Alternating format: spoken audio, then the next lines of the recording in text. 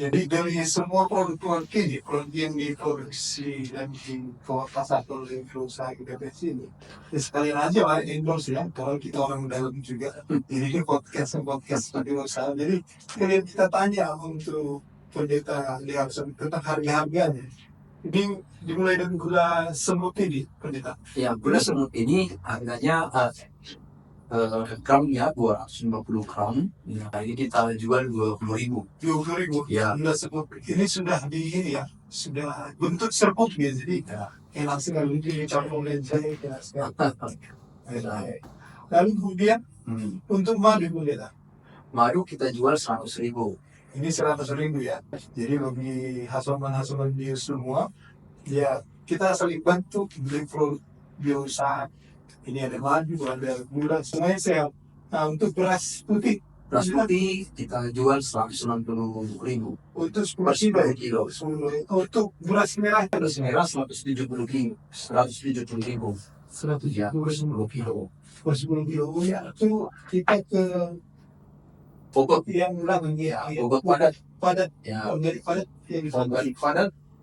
Pokok 80.000. 80.000 ya, itu 80.000 satu karung. Mungkin berapa kilo itu pendeta? 35 ke 40. 40. Nah ini yang sekarang untuk pokok cairnya. Ya, pokok organik cair ini kita jual 20.000. 1 liter. Oh 1 liter ya. Ya, tapi ada yang paket 5 liter nih, yang 75.000. Ya, 75.000. 75.000 untuk 1 liter dia 20.000. Untuk 5 liter ada kemasan 5 liter. Ya, Itu harganya 75.000. Kalau untuk sayur ini seperti apa sayur organik yang pendeta? Punya jualan harganya. Harganya memang fleksibel sesuai dengan pasar.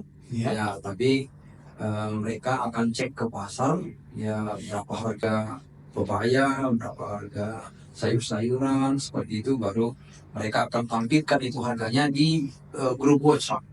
Jadi kita nanti kita tingkatkan ke online. Ke online semacam ada market online ya. Ya, marketplace. Nah kalau untuk menemukan produk ini pendeta untuk hasuman views, di mana kira-kira mereka bisa mendapatkan produk ini? Misalnya ada hasuman views yang ingin membeli sayur organik atau membeli organik atau membeli beras atau gula atau madu ini. Kemana mereka mendapatkan? Di setiap produk kita yang kita kemas selalu ada di nomor kontaknya. Oh iya. Ya. Di sini ada untuk nomor kontak WhatsApp, ada Ya. Instagram, ada Facebook juga. Jadi langsung saja di kontak. Mungkin ketika hasuman semua produk-produk yang diproduksi oleh wirausaha dan dipasarkan oleh wirausaha.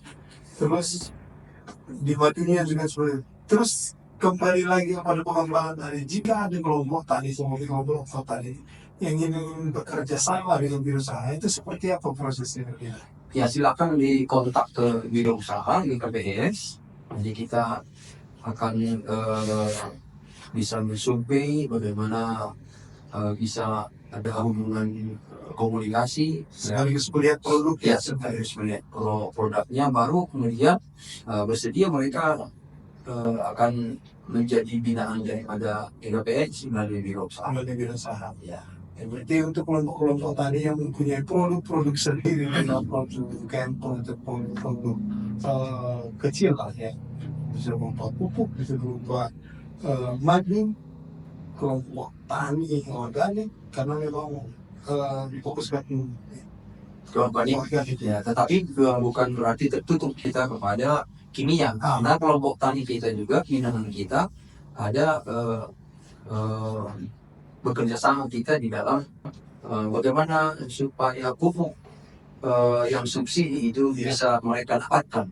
Oh ya, jadi wirausaha juga dari KPS juga kita bisa bekerja sama bagaimana supaya mereka bisa mendapatkan pupuk organik ya melalui kelompok tani. Ya, kelompok tani ini nanti dihimpun dia menjadi koperasi. Oh, jadi ada seperti jadi kelompok-kelompok tani yang berminat untuk menjadi kelompok binaan wirausaha dengan tujuan nantinya pertama ke kelompok tani organik itu agar bisa menghimpun diri supaya bisa mendapatkan bantuan kupon dari pemerintah ya. Iya, nah, Berita ya dari pemerintah. Jadi ada berbagai macam produk yang diproduksi ya inilah ini produksi dari wirausaha. Jadi memang eh, khususkan untuk di KPS tapi tidak menutup kemungkinan untuk halayak luar eh, supaya kita bisa menggerakkan ekonomi jemaat seperti itu benar. ininya latar Dalam belakang komunitas. melalui komunitas. Tapi ngomong-ngomong pendeta sudah berapa tahun sebenarnya jadi pendeta?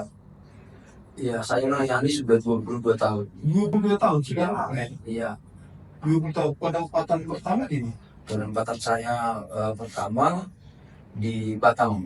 di Batam. Iya, Itu penempatan pendeta pertama atau iya, PKP? penempatan pendeta pertama. Kalau PKP gimana? Kalau Pikal, saya ditempatkan di Pempem. Di PLP Pempem 1 tahun, 1 tahun 6 bulan. PLP di kantor pusat. Iya, Iya. dan Pempem dalam masa Pikal, ya, menyekolahkan ke BPR di Cepol itu ke dalam BPR di BKB. Oh, Ya, selama 1 tahun 8 bulan. Bang Faktor ini Bahan dengan rakyat miliknya miliknya di BKB disekolahkan ke Sukamakmur Sukamakmur selama selama 1 tahun 6 bulan.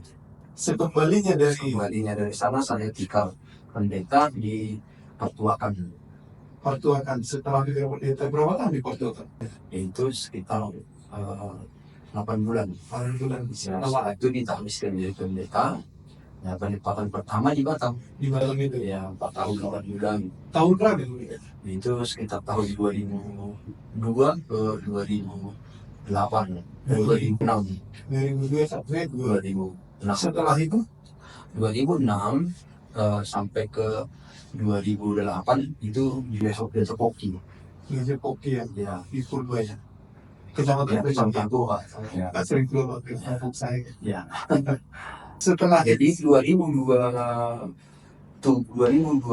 2007 ya, sembari saya masih melayani di resort Gereja Poki, ya, ya kita sudah membangun berdirinya CWM Talenta. oh kalian tadi Ya, jadi 2007 sampai 2016 saya melayani di CWM Talenta. oh setelah dari Gereja Poki ke Ya, Talenta Gereja selama Talenta. berapa tahun? Sekitar 8 atau 9 tahun sebenarnya, karena setahun kita di KPS membuat pelatihan di Jepang 1 tahun 2013.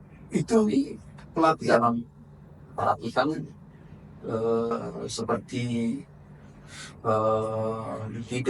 leadership di pedesaan. Oh, dalam Ya, leadership ya. leadership di pedesaan. Setelah itu Setelah itu kembali lagi di CWM Talenta sampai 2016. 2016 selesai di CWM Talenta. Setelah 2017 sampai 2023 ya, saya melayani di Biro Keuangan.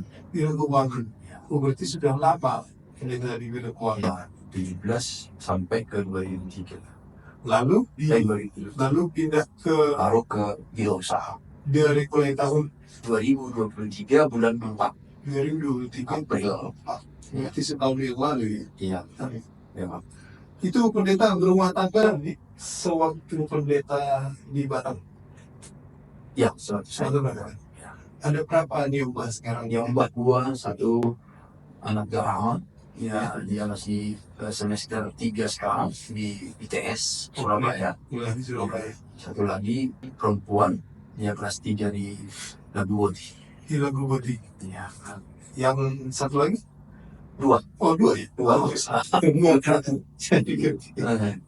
Nah, setelah di biro usaha ini, seperti apa pendeta kira-kira perbedaannya di biro keuangan, di biro usaha, terus sempat sekolah ya di Jepang itu pelatihan dan sempat pikir kalau menurut pendeta apa perbedaannya dari yang dijalani di berbagai tempat ini? Ya, saya rasa memang perbedaannya nggak ada ya, karena semua pelayanan itu dimanapun ditempatkan kita suka mengerjakannya. Kalau suka Ya, oke-oke saja. Oke aja semua.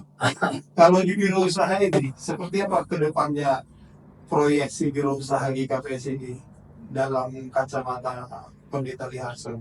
Ya, proyeksi saya sebenarnya sama seperti yang eh, eh, di memori tugaskan ya, atau ditugaskan pimpinan sinode kita. Ya, bagaimana supaya biro usaha ini bisa menambah keuangan umum. Itu isi dan misinya sebenarnya, tujuan. Iya.